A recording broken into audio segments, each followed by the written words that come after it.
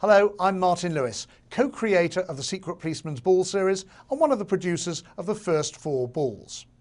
1979 dawned and Amnesty International had new management. A chap called Peter Walker had arrived to be fundraising officer, and he was very keen to build on the success of the shows that had been done in 76 and 77. And where better to start but to go to John Cleese. So John was approached and Peter Walker and myself went round to John's house in West London, Notting Hill, for dinner. And we started discussing what we wanted to do, and fortunately John was very keen to help again, and he said, well look, I'll do what I did back in 76. Let's do a show, but let's do 4 nights, raise more money. And John was keen also to invite his friends, as before, from the Pythons and some of the other folks, Peter Cook and other British comedians, but also wanted to invite some newcomers. John had recently discovered Rowan Atkinson, so John invited Rowan to partake in the show, which was his breakthrough. John also invited his friend, the classical guitarist John Williams, to provide a couple of Baroque interludes in between the comedy. Now, I was a bit of a fan of rock music, so I suggested to John, well, maybe if we have John Williams, could we also have a bit of contemporary stuff? And John Cleese said, well, look, that's fine by me, it's not my cup of tea, you go ahead. Well, that was a great opportunity for a music fan like myself, and I approached Tom Robinson, the new wave singer-songwriter, and also somebody I'd known for a few years, Pete Townsend. Now, Pete had played with The Who on stage a million times, but had never done a solo gig like this before, but he agreed to do it. By the way, we did it acoustically, not because we knew anything about Unplugged, but because they were just bits of music in between the comedy skits, but unwittingly, I guess we invented Unplugged because they were doing their hits in acoustic stripped down versions. Now, John was very keen to help out on the direction of the show, so he actually directed it, though he insisted his credit read slightly directed by John Cleese. And he put together unusual combinations. He wanted to do a skit with one of the people who had influenced him when he started out in comedy, Peter Cook. So the Interesting Facts skit happened. And John also asked Rowan Atkinson to join in with Monty Python and join in with Peter Cook in some of their skits. So that also became a hallmark. And taking a leaf out of John's book, I thought I'd see if I could get Pete Townsend and John Williams, a rock guitarist and a classical guitarist, to do something together, and that's what they did. Now, where did this title come from? Well, when we went round to dinner at John Cleese's house, Peter Walker and I were sitting there and we were talking about the show, what we would do, and then it came to the title. And I reminded John Cleese that he'd had a jokey working title for the very first show in 76. All of the performers in 76 had got their start by working with David Frost. And so John's jokey title for that show, later discarded, was An Evening Without David Frost. So I reminded John of that title, and John started laughing and started thinking about other people he'd like to spend an evening without. He went through quite a list, and at a certain point he just said, An Evening Without the Secret Police. And I immediately blurted out, The Secret Policeman's Ball. A bit nervous, this is John Cleese after all. John said, oh, that's it. And so it was. So I'll be back after the film with an After the Ball commentary. Now let's enjoy, from 1979, The Secret Policeman's Ball. Hello, I'm Martin Lewis, co-creator of the Secret Policeman's Ball series and one of the producers of the first 4 balls. It's my pleasure to be providing you a little audio commentary to the film of The Secret Policeman's Ball from 1979 and showing the best recollections that come into my sort of slightly fading memory. This show took place in June of 1979. It was actually the 3rd show to take place for Amnesty, but it was the first one to have the Secret Policeman's Ball title, and more of the title in a moment.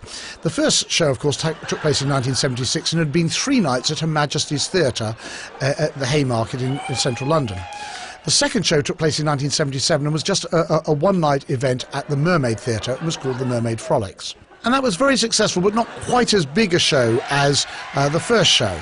By 1979, it was time to do it again, and this time John Cleese rounded up some more of his friends, and it was the Secret Policeman's Ball.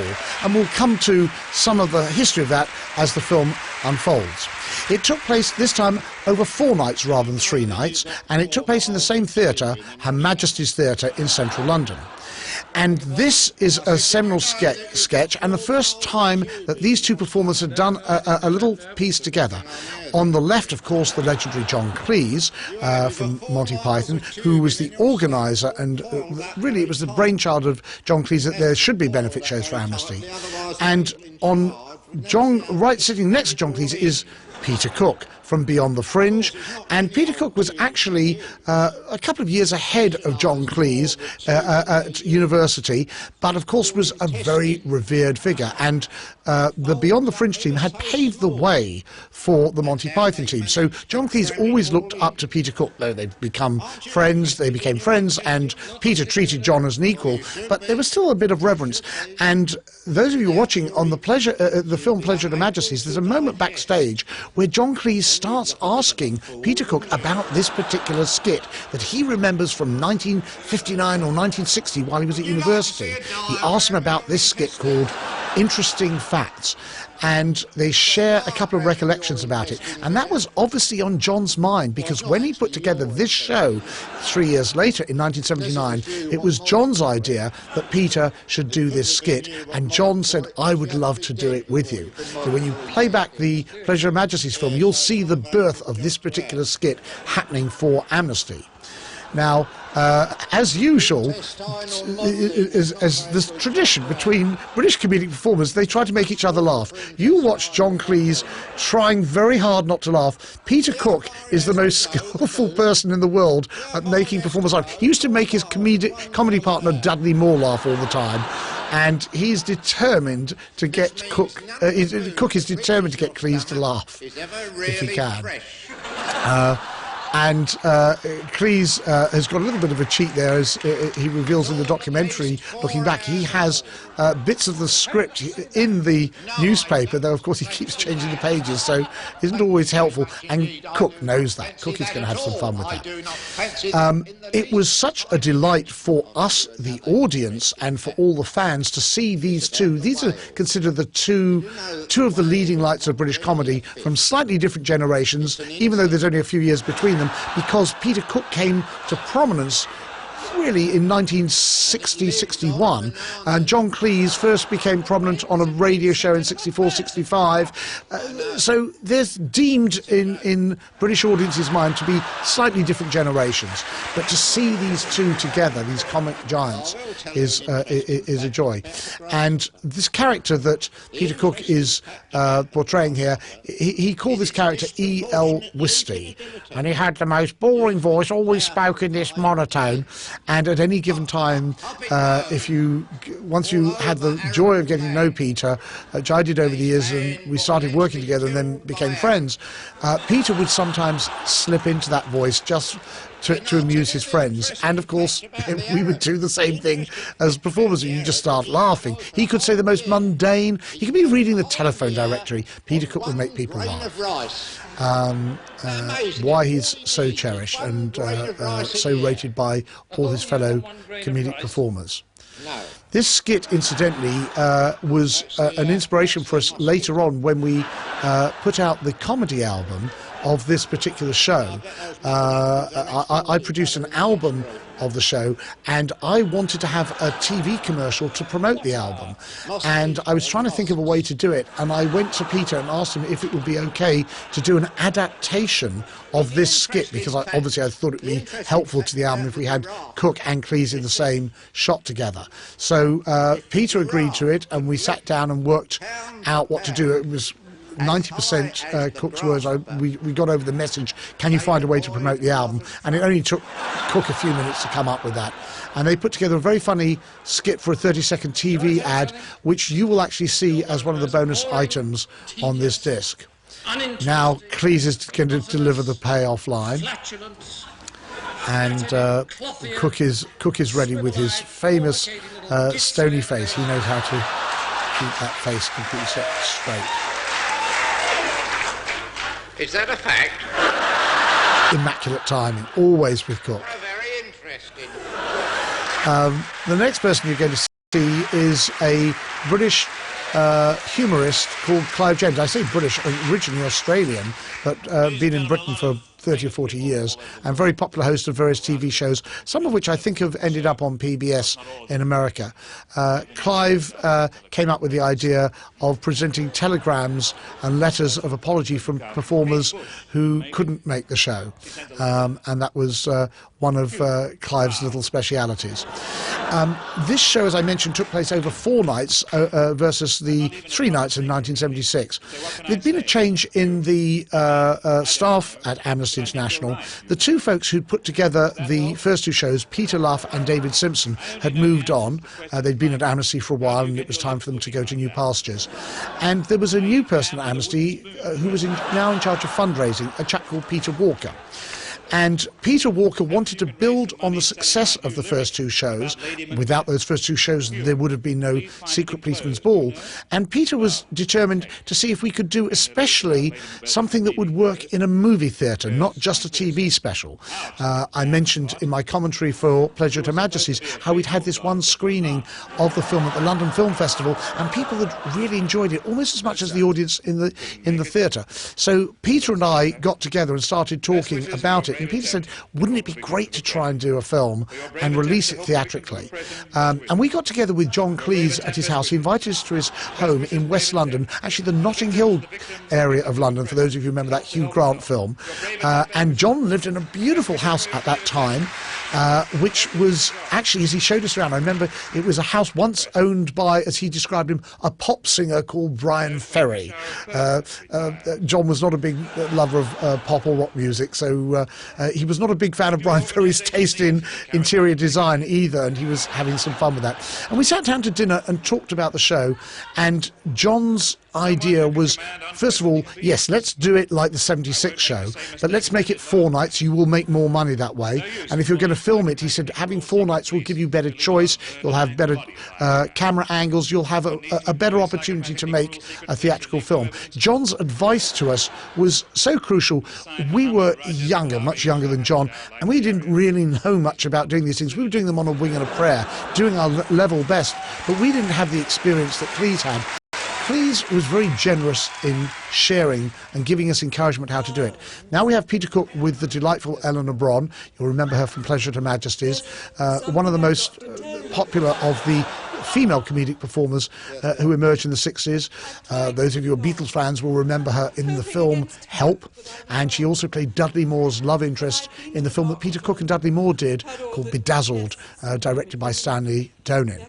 A slightly politically incorrect humour for this day and age, but at this time a great favourite of Eleanor's, this piece. Eleanor was always on the cutting edge. The double act she had with John Fortune, which was kind of like a Nichols and May in Britain, was very popular. They had various TV shows. In fact, I certainly remember John Fortune and Eleanor Bron had a TV show in Britain in the late 60s, and each week they would have a new song for the show, written specially for them by Ray Davies of the Kinks. How rare was that? Ray Davies would write a fresh song each week and perform it live for that TV show. That's how much John Fortune and Eleanor Bron are revered.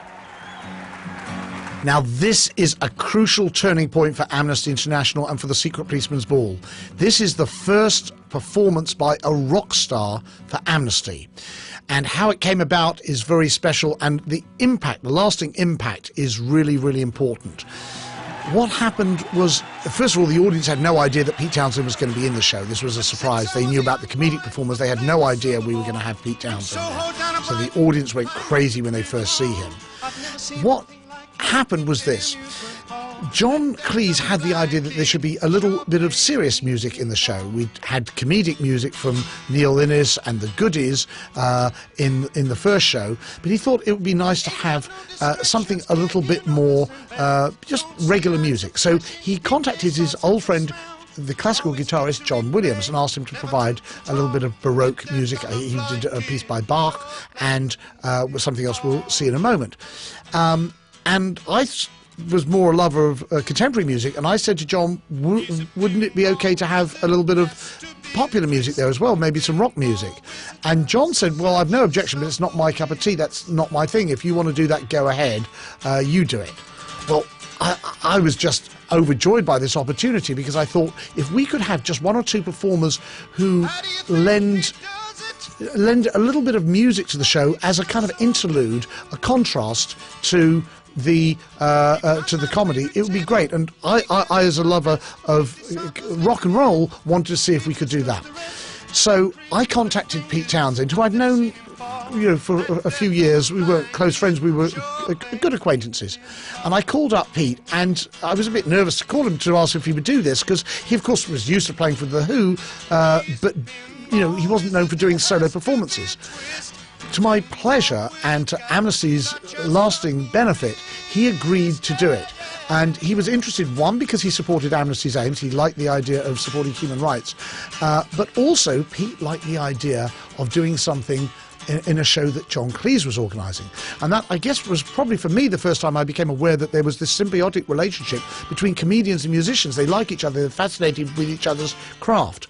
So Pete committed to doing the show, and we had several discussions about what to do, and I was adamant that I said, I would love you to do something that's well known. Can you do one of your hits? And he agreed to do Pinball Wizard, and this has become one of the great versions, and it's also had a huge impact because so many other performers then wanted to emulate Pete. He sure plays a mean pinball.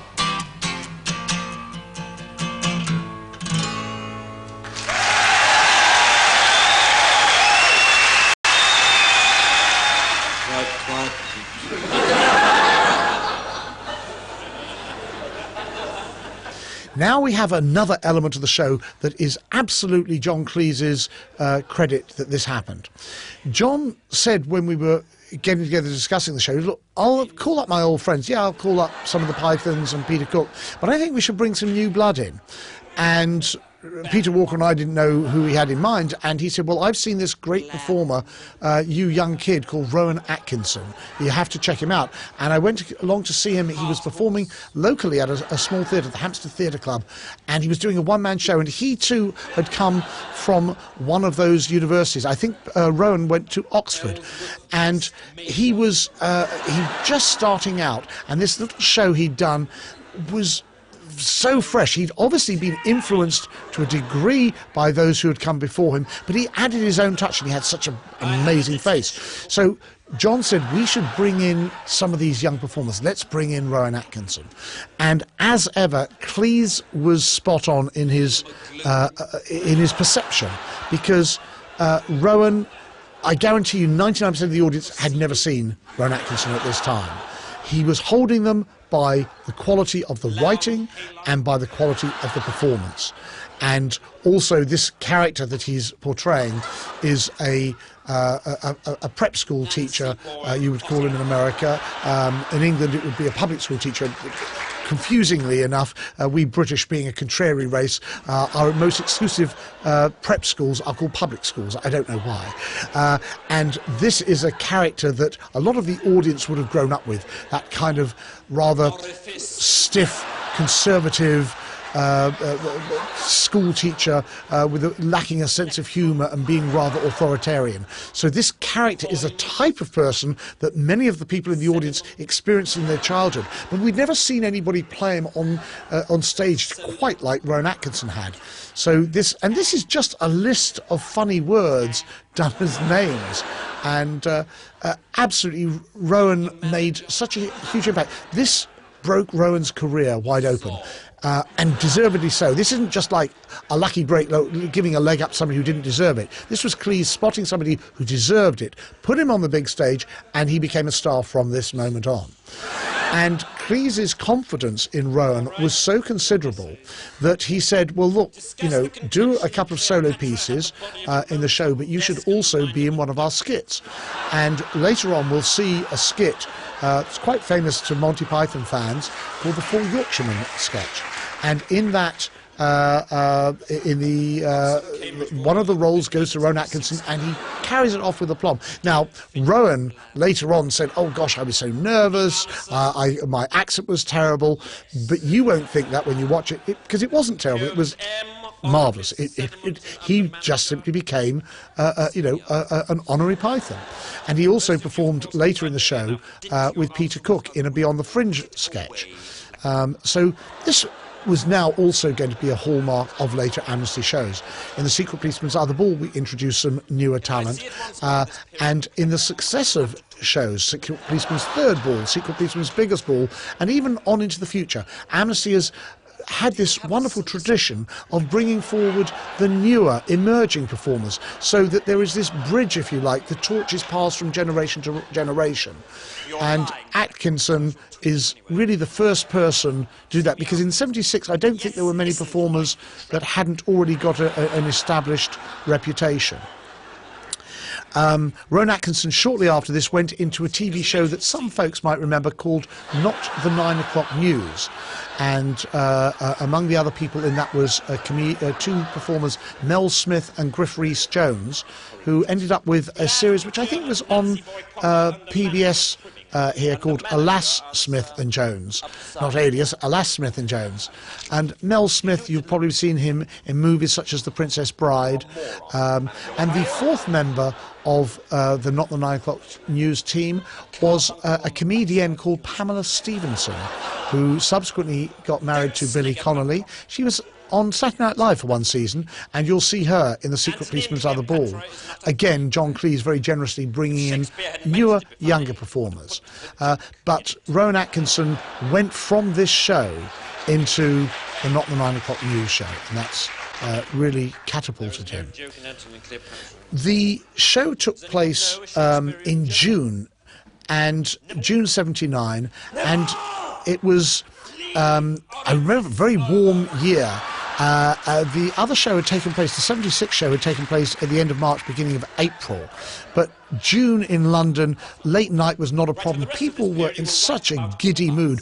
By now remember that the Pleasure to Majesty's film and the 1977 show, the Mermaid Frolics, had been seen on television. So there was a lot of anticipation. It wasn't like telling the audience about something they'd never heard of. They knew that Secret Policeman's Ball, as we had titled it, they knew this was just the third of the Amnesty shows.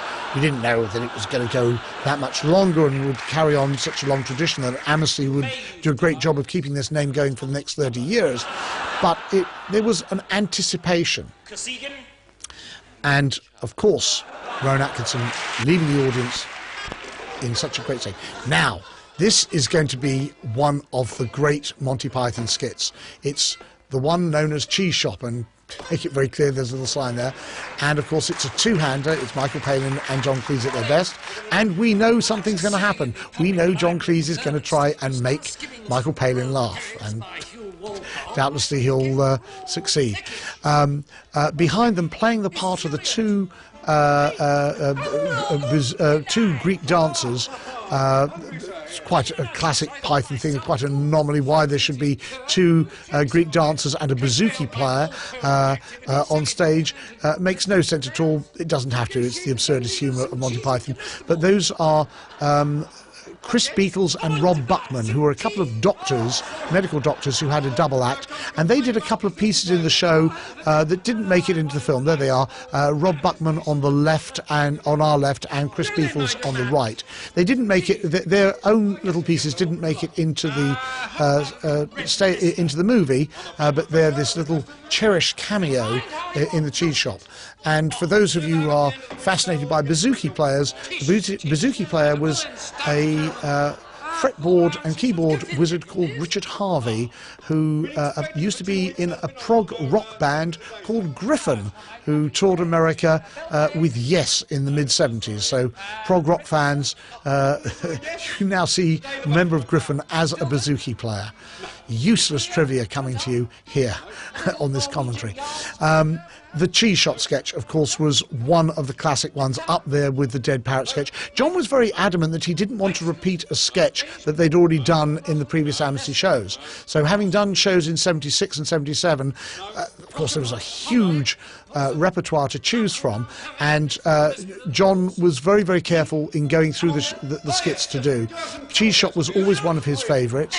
As John always says, he likes sketches that have a bit of shouting in them.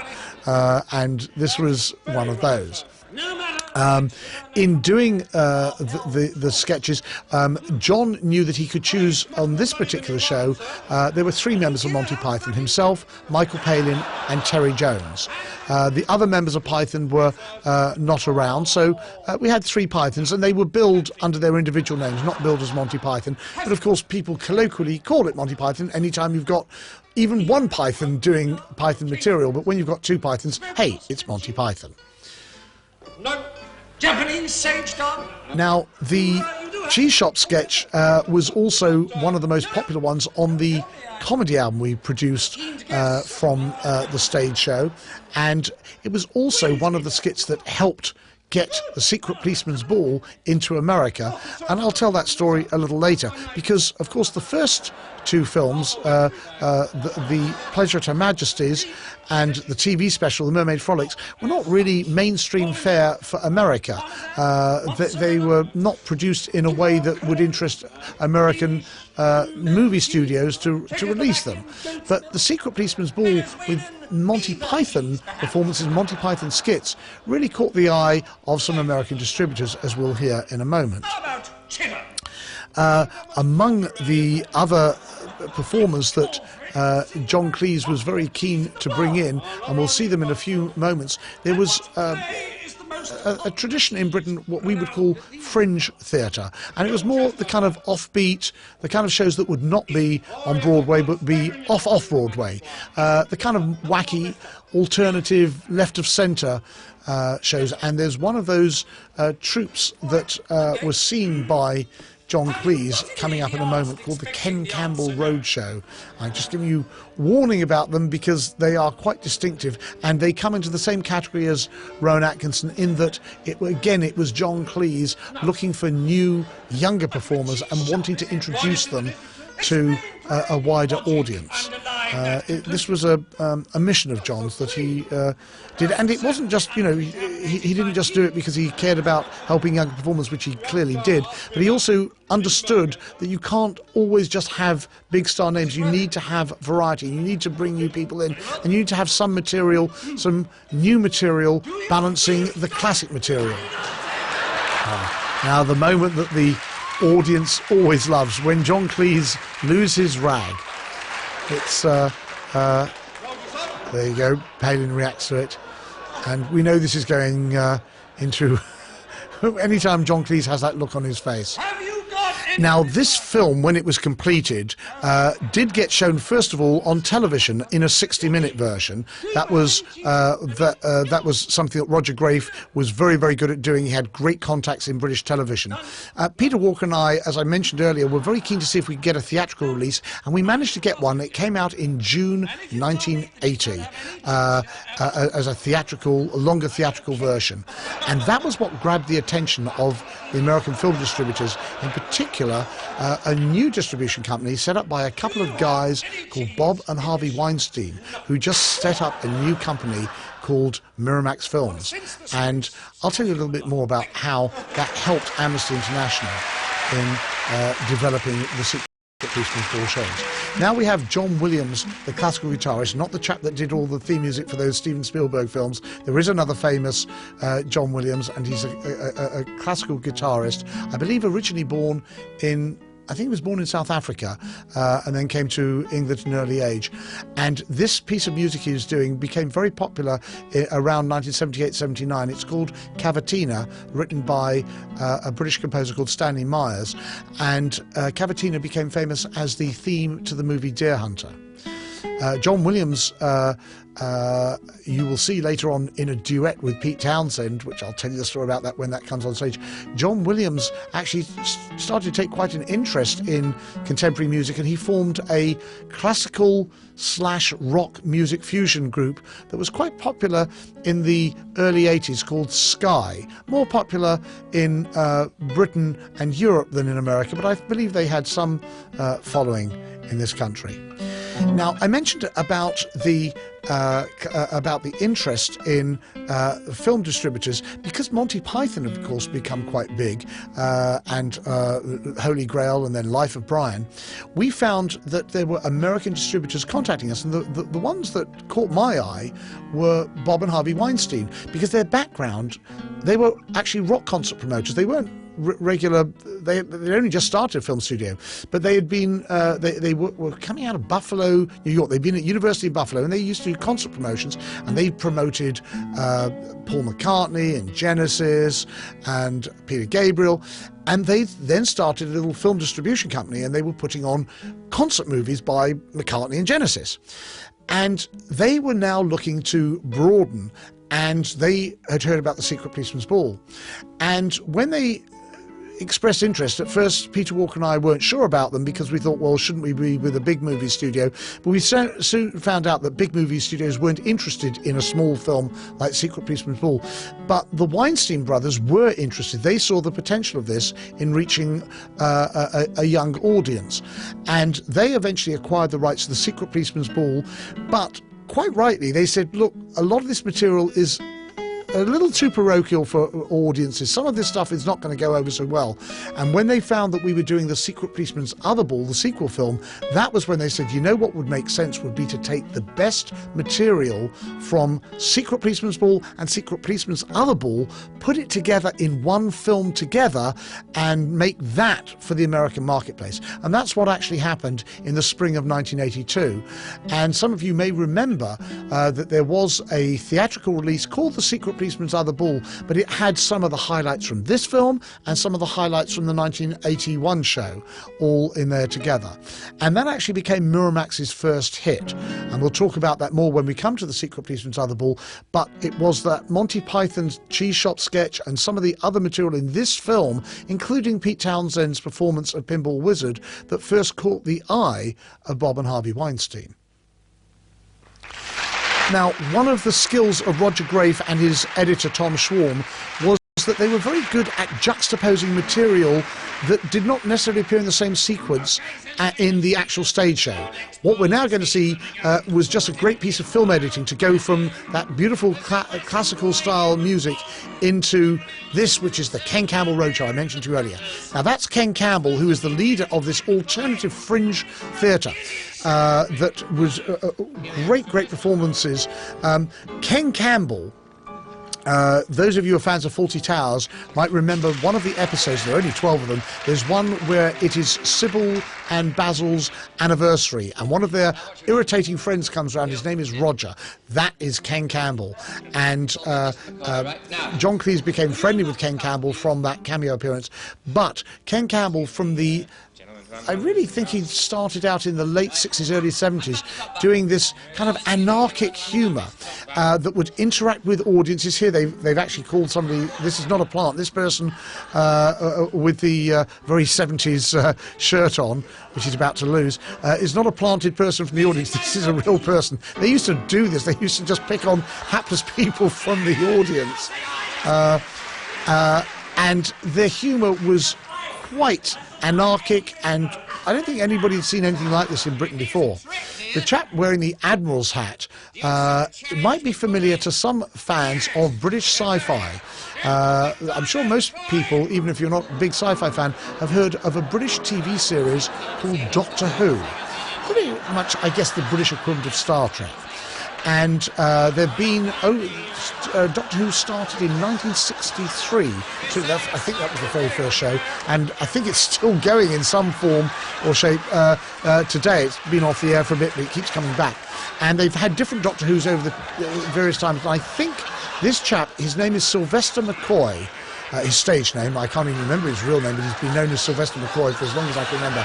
But the chap in the kilt is Sylvester McCoy, sometimes known as just Sylvester McCoy, and Sylvester was picked to be, I think, the 5th, 6th or 7th Doctor Who. There have been so many of them. I think he's for the 5th Doctor Who.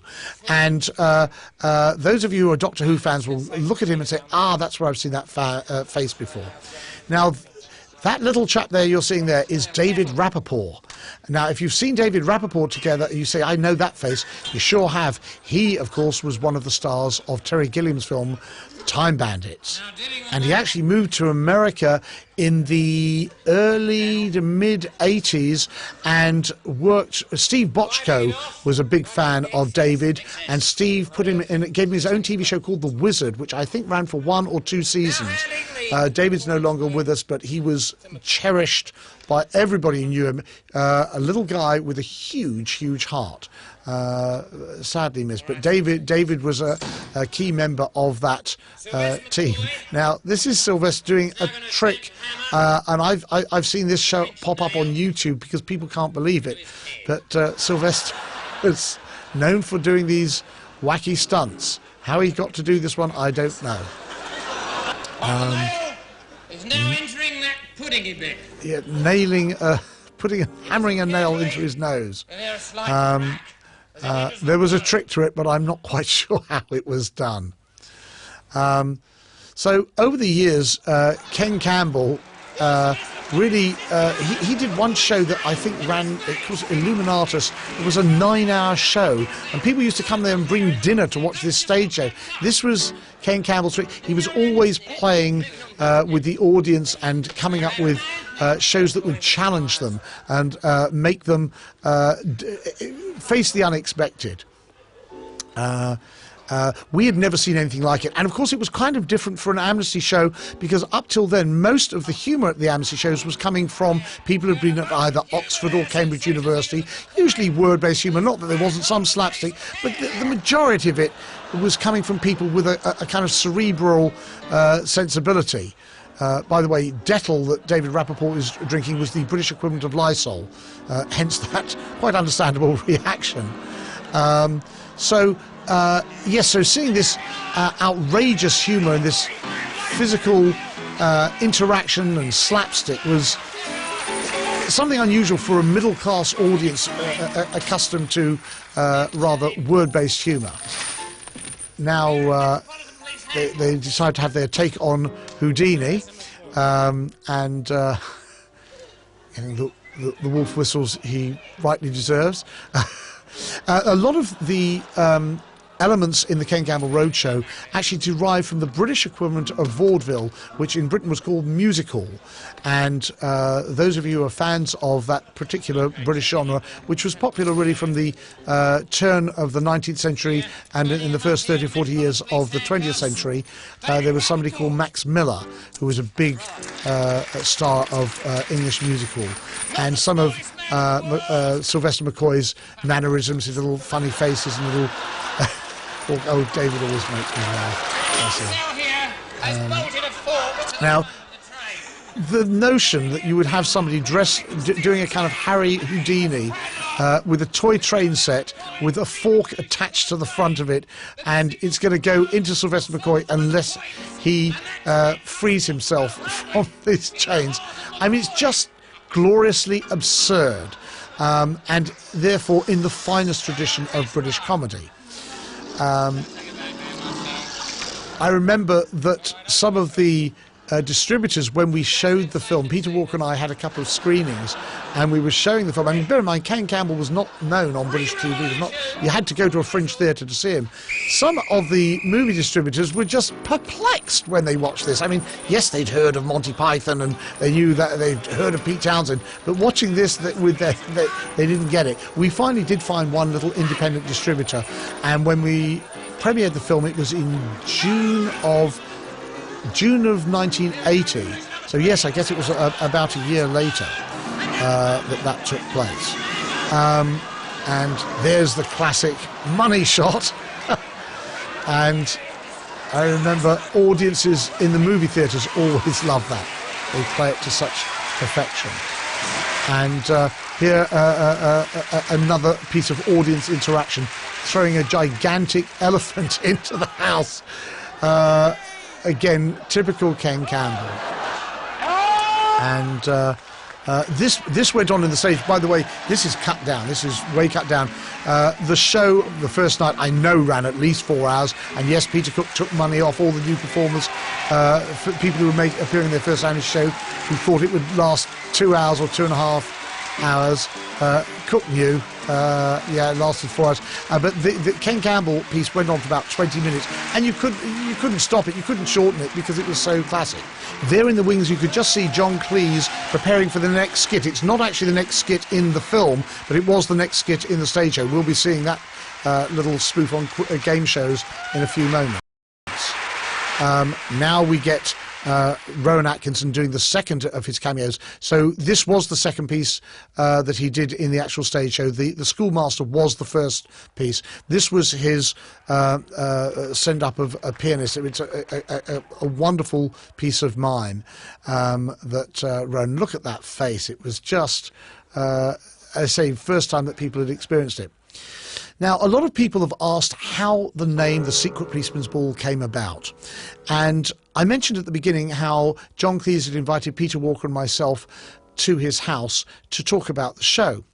And while we were there, we started talking also about a possible name for the show. And at that time, we were doing a different name for each show. And I was reminiscing with John. I asked him if he remembered, he'd come up with a kind of jokey working title for the first show. All the performers in that first show had really got their start in the entertainment world by working for David Frost, who was both a TV host and a producer. And a jokey working title for that first show from John had been An Evening Without David Frost, since practically everybody else had worked with David, but David wasn't there. And eventually dropped that and it became A Poke in the Eye with a Sharp Stick. And I reminded John of that name. Do you remember that it was going to be called An Evening Without David Frost? And John laughed and said, yes, I do that. And that got John thinking, and he started riffing, as only John can, about other people he'd like to spend an evening without. And he went through a list of names, and probably names of some prominent people in Britain he didn't care for. And then he just went off on a tangent, and it was a joy to watch and listen to. And then at one point he just said, An Evening Without the Secret Police. And I don't know what it was, but it triggered something in me, and I just blurted out, oh, I know, The Secret Policeman's Ball. And John just said, that's it. And so it was. And in those days, it was a kind of running joke that the regular police, the ordinary police, the guys who wear blue uniforms, would always have a policeman's ball. And if you were ever stopped by the police for a driving too fast, a speeding, a parking ticket, that they would try and sell you a ticket to the policeman's ball, and you would get out of it if you bought a ticket. So that was a kind of running joke of policeman's ball. So the moment he said secret police, I don't know what it was, but it made me say secret policeman's ball. And John knew that would be a good title, and bless him for that. And I remember about a week before the show, I got John and Michael Palin to do an interview on BBC to promote the Secret Policeman's Ball, and they talked wonderfully, and John was really proud of all the work that Amnesty had done, and proud of his involvement in helping fund Amnesty's campaigns. And at one point, Michael Billington, the host, said to him, how'd you come up with the title? And John just said, oh, that was Martin Lewis's fault. And I got to tell you, for a young kid at the time, to get John Cleese saying that, it was a huge buzz for me. I really was tickled that he was generous in crediting me with that. But the title, we didn't think of it as anything more than just a title for that show. And it wasn't until 1981 that we were doing the next show. And John said, well, stick with the name. The name's a good name. You just got to come up with an alternative. And that's how we came up with Other Ball. In fact, I wasn't the one who came up with putting the word other. I didn't know what it would be. It was another friend of John Cleese that had that, a guy called Humphrey Barclay, who was the producer. Remember I mentioned a TV show that John Cleese had been in with Graham Chapman and Tim Brooke Taylor and Marty Feldman called At Last, the 1948 Show. Humphrey Barclay was a producer of that show, and I went to see him when we were thinking of doing the second Secret Policeman's Ball show, and I said I was looking for a title, and John had suggested we stick with the original, and it was Humphrey who said, we'll call it the Secret Policeman's Other Ball. That just popped back into my mind. Humphrey at that time was working at London Weekend Television, and that's where it was Humphrey that came up with the other. And then, of course, Amnesty has done a wonderful job of keeping the Secret Policeman's name alive, hence Secret Policeman's Third Ball and Secret Policeman's Biggest Ball. Now, you remember that skit that I said was being prepared in the wings just as the Ken Campbell Roadshow was ending. It was this one that came next in the actual stage show, and it was one of those classic John Cleese pieces that spoofed game shows and quiz shows. The Pythons were always like to make fun of those, especially the more middle of the road shows. So John came up with this skit, and I don't think it was actually ever done by Monty Python. I think it was a piece that John told me once he'd written for Scottish TV, and I think he wrote it for Kenneth McKellar. That's what he told me. Anyway, it was a lovely idea that you'd have a little old lady being beaten up by a celebrity, and she had to guess which celebrity was beating her up. She was blindfolded, of course. And it was just like a wonderful piece of satire. When you think about it, I mean, I'm sure there's probably somebody developing a show like this now, but this time it was an outrageous satire. And to do this, there is Terry Jones playing a little old lady, and in fact there was a name. The Pythons, whenever they dress up as ladies, sometimes they'd be called Pepper Potts. It was their then affectionate nickname for themselves as female characters. The lovely lady on the left playing the sort of Vanna White role was an actress called Suzanne Church, if memory serves. And what we managed to do was, this was pretty much John's doing, John decided to round up some real celebrities who would actually play the part of the assailants. And it was done over 4 nights, so there were 4 assailants. We only filmed the last 3 nights. We didn't film the first night. The first night was more for the cameraman to get an idea of the show. So the first night didn't get filmed. This is Anna Ford. Now, this is the British equivalent of Katie Couric. She was one of only, at that time, only 2 news anchors on British TV. In England, they were called newsreaders. And Anna Ford was very much the pin-up girl. Everybody was talking about her. She was very pretty, and she was considered quite the eye candy. And so, but she was also very, very bright. So Anna Ford was everybody's favourite newscaster. And when she came on with her genteel, feminine image, but wearing these boxing gloves, and started beating up Terry Jones, and Terry, as Mrs. Yeti Goose Creature, is yelling out the names of various TV personalities or TV newsreaders. So the audience is laughing because some of these names, which are unlikely to be familiar to American audiences, are actually the names of people who are the equivalent of Katie Couric or Barbara Walters. So the audience's joy is there, but you don't need to know those names to enjoy this thing. It's very funny, in the documentary made in 2004, Remember the Secret Policeman's Ball, Anna Ford recounts that Terry was complaining afterwards that he actually had some bruises from what Anna Ford did.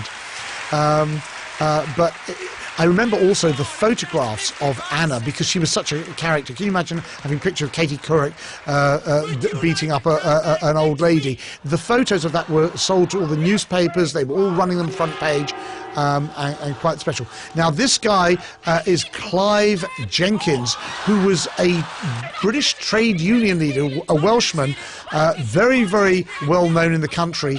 Not quite as notorious as Jimmy Hoffa, but he was an extremely well known because he was always being interviewed. And this was a time in 1979 when there was a lot of political strife in the country with trade union leaders.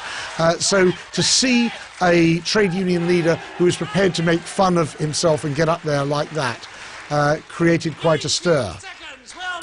And now the pièce de résistance, and I know that John was the person who got the third person you're going to see. John called up, I think he was actually friendly with him.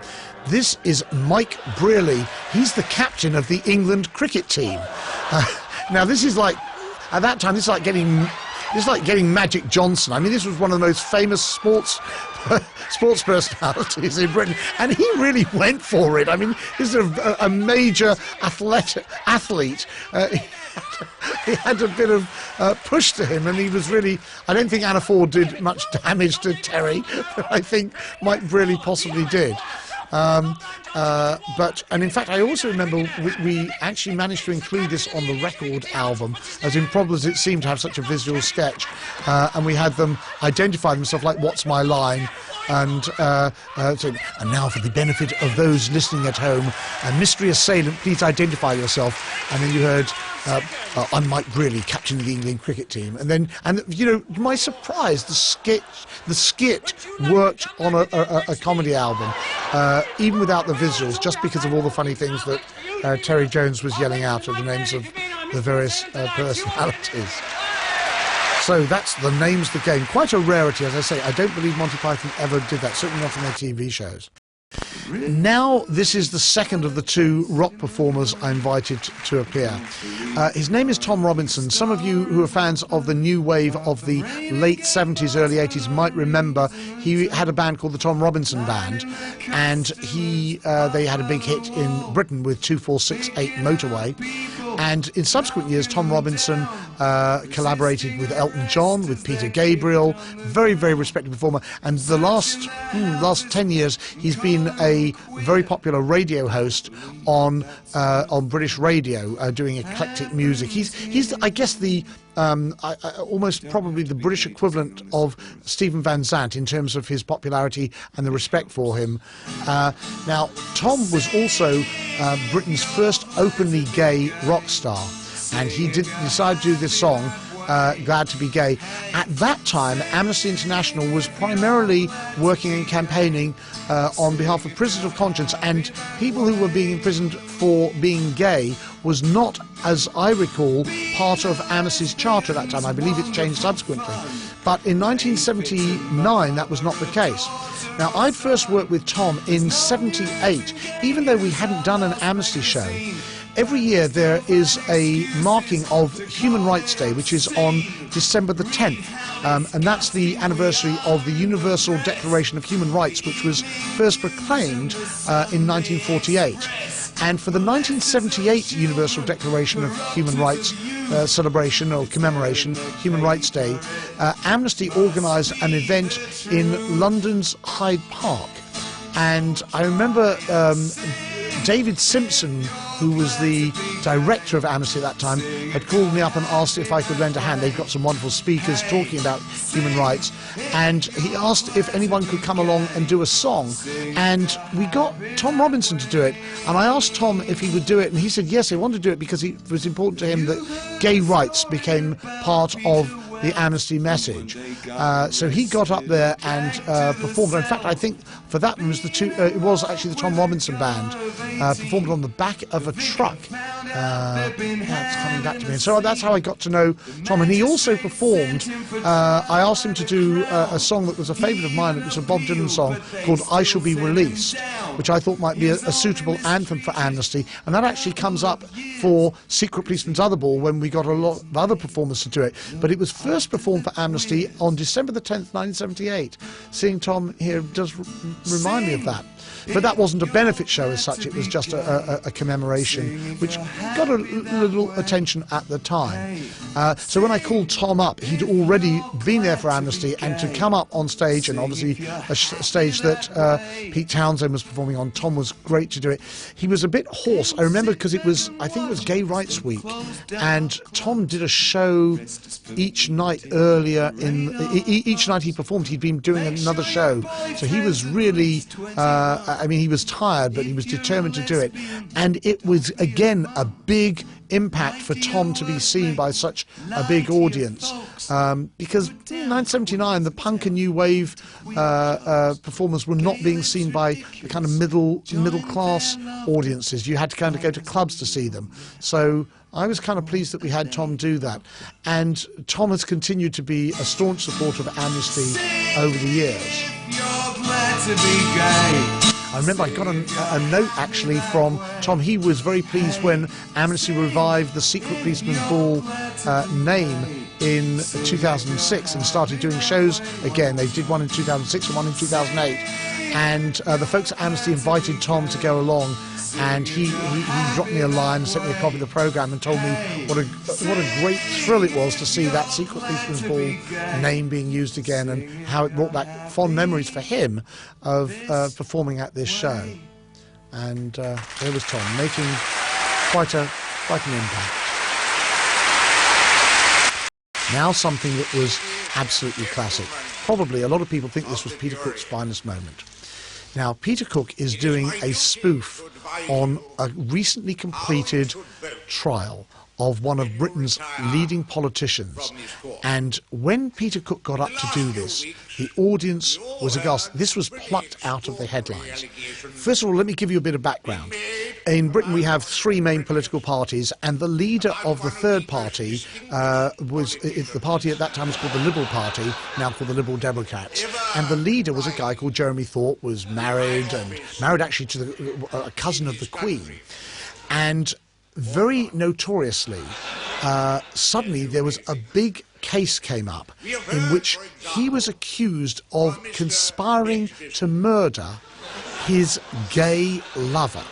Now, I can't even try and make an analogy for that. I mean, can you imagine one of America's leading politicians, a presidential contender, married, who is suddenly accused of conspiring to murder his gay lover?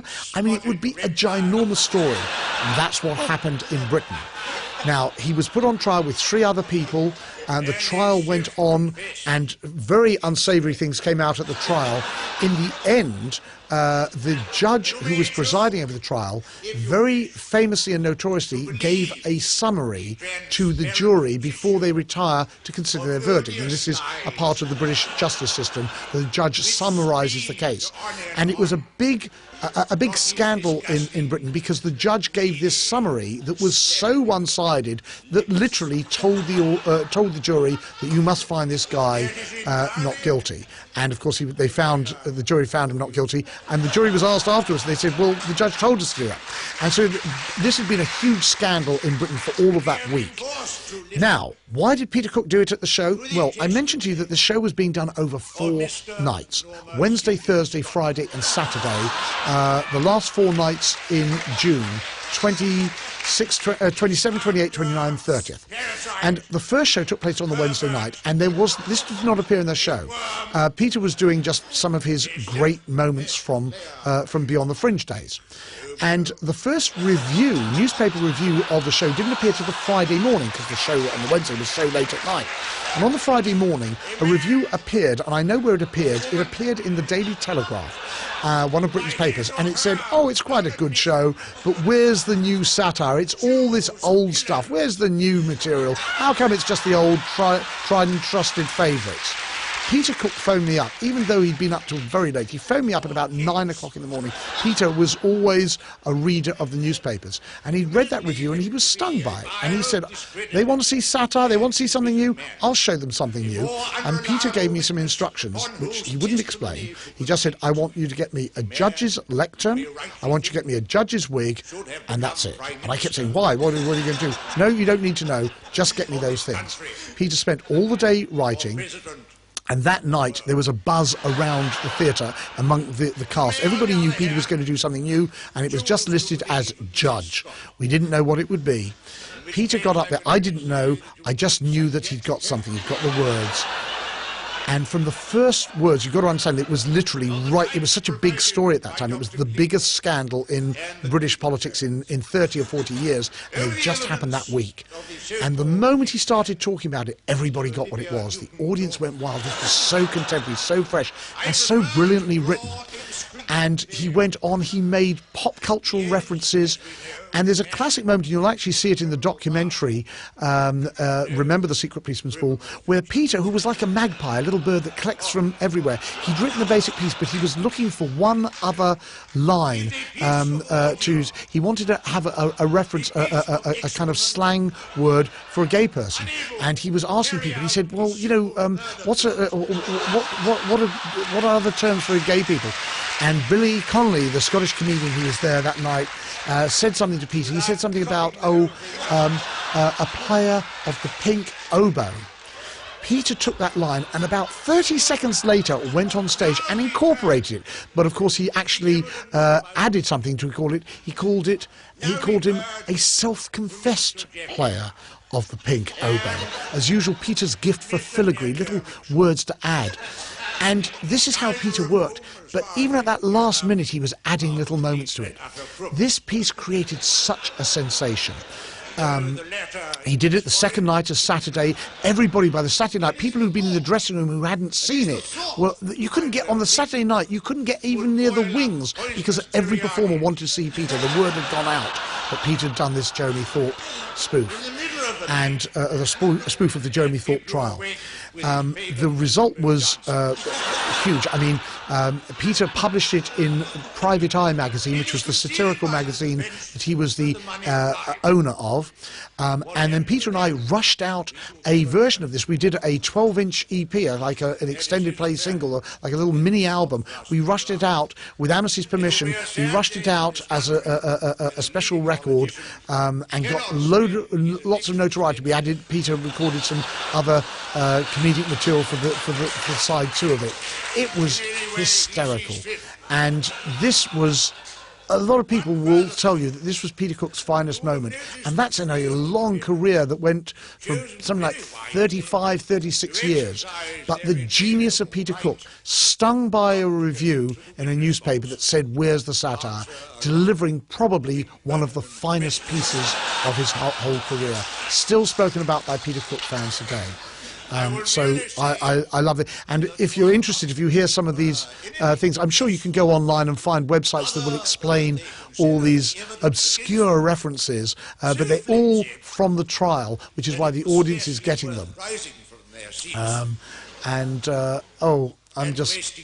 It brings back such amazing memories watching Peter at it. To pay a personal tribute to Mr. Thrope's husband.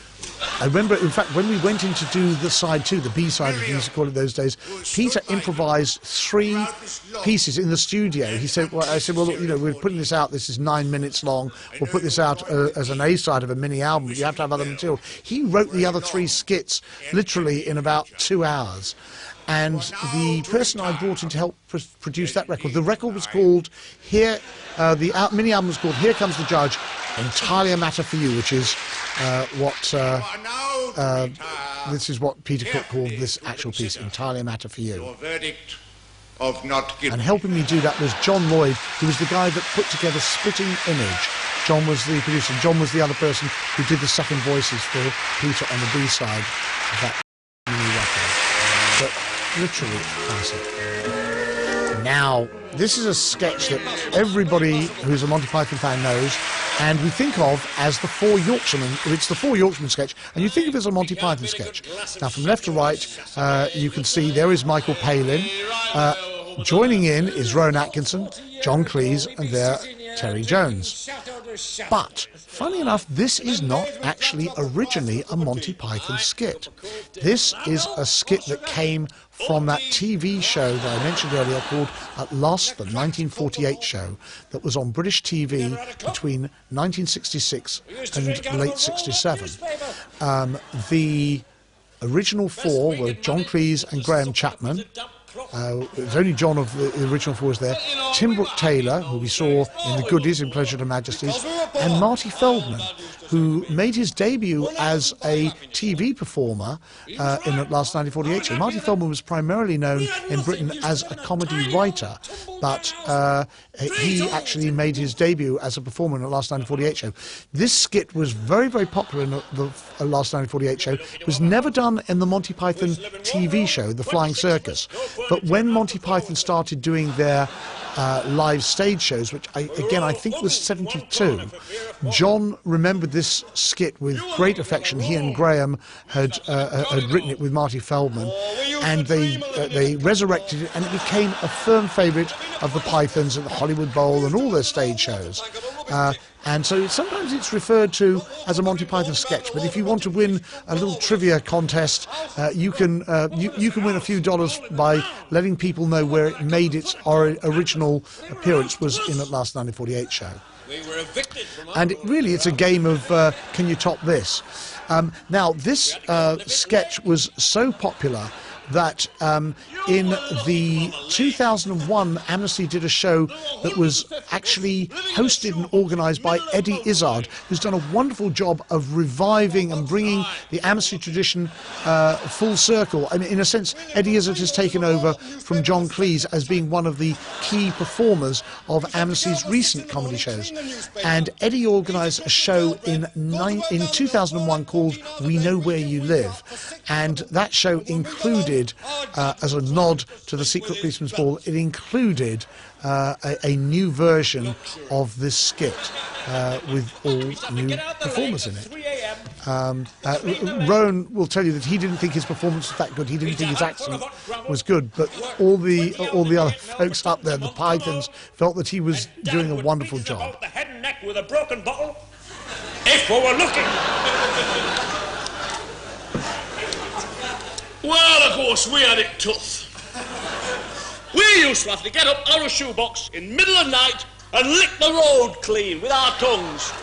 We had half a handful of freezing cold gravel, worked 24 hours a day at mill. When you think about it, Rowan, who's only made his debut on a big stage literally about an hour earlier, doing a couple of his solo pieces, is up there now with his comic heroes. These are the Monty Python, the guys that Rowan Atkinson grew up loving, and now he's performing as one of them.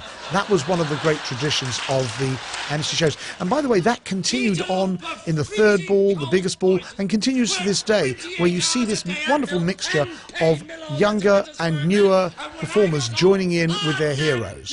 It's a hallmark of the Secret Policeman's Ball, and I think the credit for this, the kudos, has to go to John Cleese. When we were planning what we could do as a finale, we knew that the finale would have to be a Peter Cook comedy piece, but we thought maybe we could do something special music-wise. And I was kind of excited by what John was doing, by bringing these unusual combinations together, by putting Rowan Atkinson in with the Pythons. So I thought perhaps it'd be possible to put John Williams and Pete Townsend together, a great classical guitarist and a rock guitarist. Now, I will freely confess, as Pete and John will remember, that this was it was kind of funny the way it came about, because I didn't think either of them would really go for the idea. So I did employ a kind of bit of mild, benign white lying or subterfuge. I went to Pete. I will freely admit, I went to Pete and told him that John Williams was a huge Who fan, which I think was possibly a slight exaggeration, and that he really wanted to do a duet together. To which Pete said, well, that sounds good to me. Yeah, I'd like to do that. And of course, I then went to John Williams and told him that Pete was a big fan of John Williams. But not they didn't like each other's playing, but I probably over-egged the pudding a little bit. I exaggerated somewhat.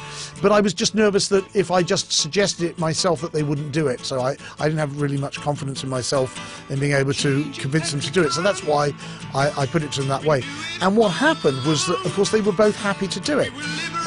Then it was down to coming up with a song to do. And I went down to see Pete, and we discussed various songs, and he decided he wanted to do Won't Get Fooled Again, which I was totally excited by. And I went back to see John Williams, who lived near me in Hampstead, and I took over with me the Who's version of it, big Who fan, and I played it to John, and poor John Williams, classically trained guitarist, listens to the Who and hit Daltrey screaming and everything like that. I said, I can't possibly do that. What can I do with this? And he just wasn't envisioning how it could be as an acoustic unplugged version. So I went back to, sort of slightly crestfallen, worried about that, and I went back to Pete and said, look, John wants to do the duet, but he just doesn't see where he would fit into this. And Pete literally went into his home studio and produced a demo version, which I still have, resisted all temptations to bootleg it. It's the most prized possession I have. It's Pete playing Won't Get Fooled Again just on his own. And it was glorious, and I took it over to John's house, and John listened to it and said, now that I can play with. And they got together, and they did a little rehearsal in the dressing room. In fact, the first time they met, actually, I do remember being slightly nervous they'd find out that I had done a little bit of the toing and froing. And I said, Pete, meet John Williams. You're going to do a duet together. John, meet Pete. I must run. And I left them to it. didn't matter. They got on like a house on fire. And this work that John Williams had done, he'd done his preparation, he'd listened to the home demo that Peter prepared, and it was the joy of them working together like this was so apparent, and it was such a different version. By the way, this, I believe, also helped inspire, in the Secret Policeman's third ball, you see a wonderful collaboration between Mark Knopfler and Chet Atkins. Again, two different types of guitarists, two different traditions, but with respect for each other, and they do a couple of pieces, and you'll see that in the Secret Policeman's third ball. But I've got to say that we were very conscious that this was going to make a huge difference to Amnesty to have two songs by Pete Townshend, Pinball Wizard and Won't Get Fooled Again, such high-profile songs.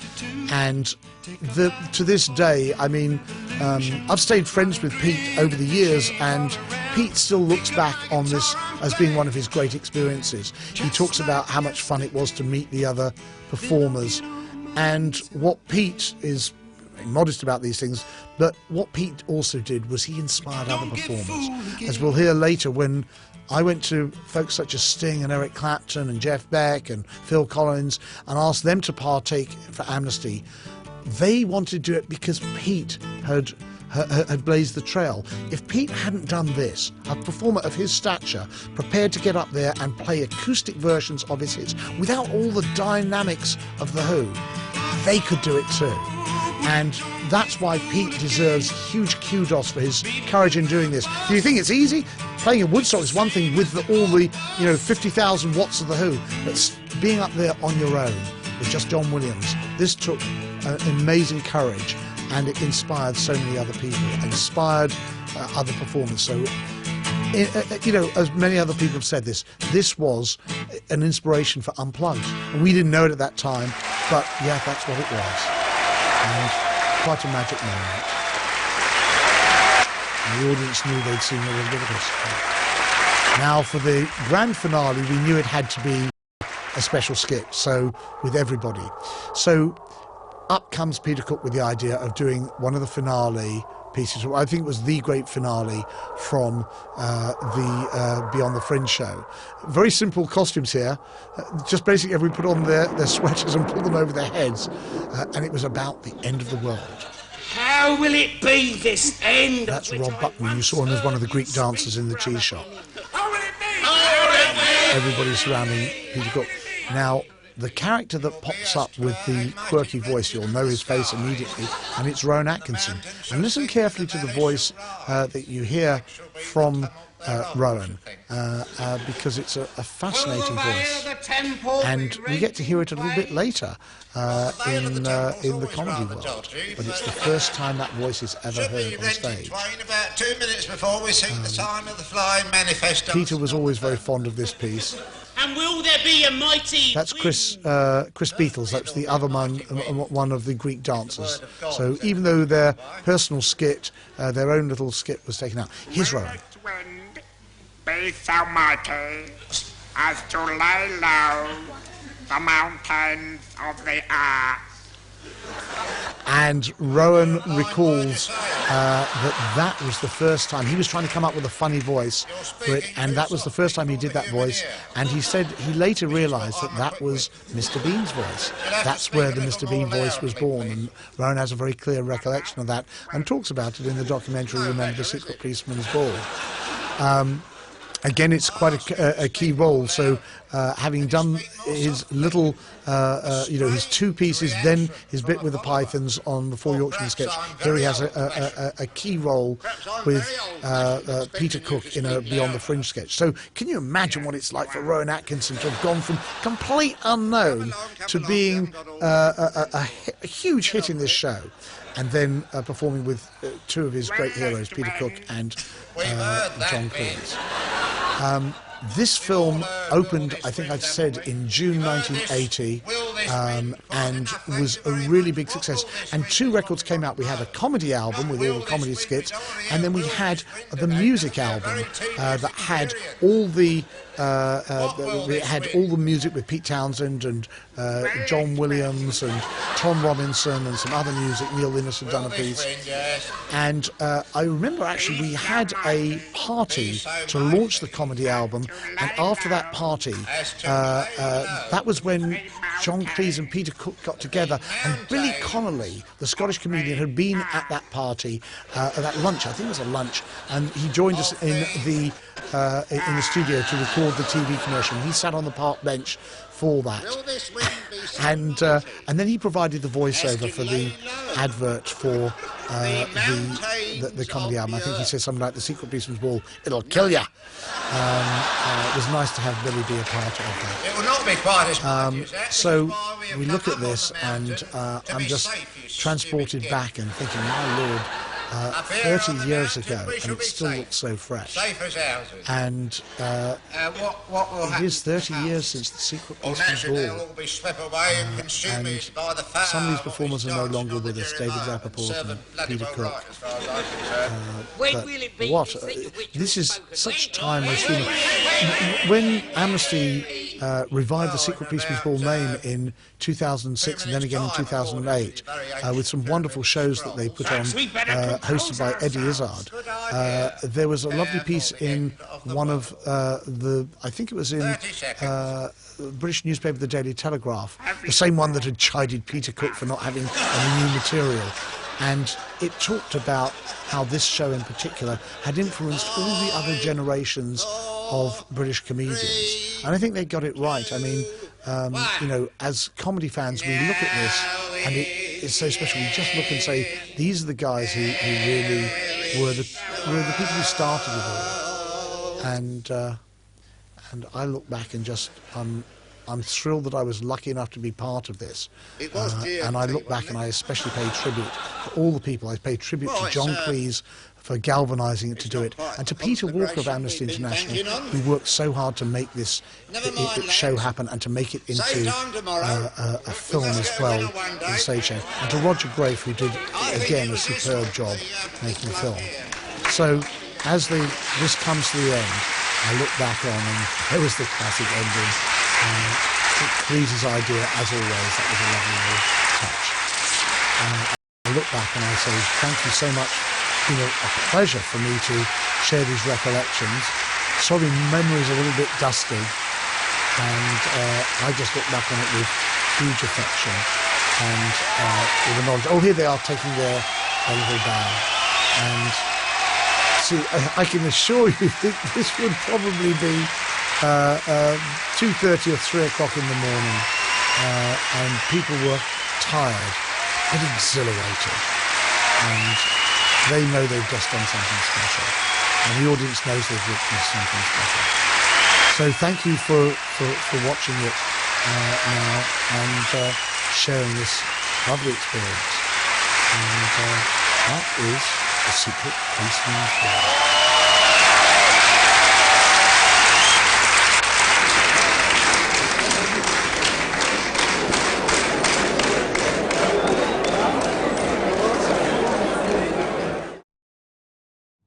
The Secret Policeman's Ball took place in June of 1979. Roger Grafe had again filmed the show, and he put it together as a 1-hour TV special to be shown that Christmas. We also put together a comedy album and an album of the music. But Peter Walker and I were very keen to see if we could raise the profile of Amnesty International and the Secret Policeman's Ball even higher. I recounted to Peter what had happened when we'd shown The Pleasure at Her Majesty's film at the London Film Festival in November of 1976. And Peter said, well, why don't we try and see if we can release this film theatrically? So we managed to find a small theatrical independent distributor in Britain, and they put out the film. And to our great pleasure, the film was an enormous success. This was the full-length film that you've just seen, went down great, and a couple of other things happened that were really important for the future. People started raving about the music, especially Pete Townshend's performances, and there was also interest from a small, brand new movie distributor in America. A couple of brothers, Bob and Harvey Weinstein, had started a company called Miramax Films, and they were interested in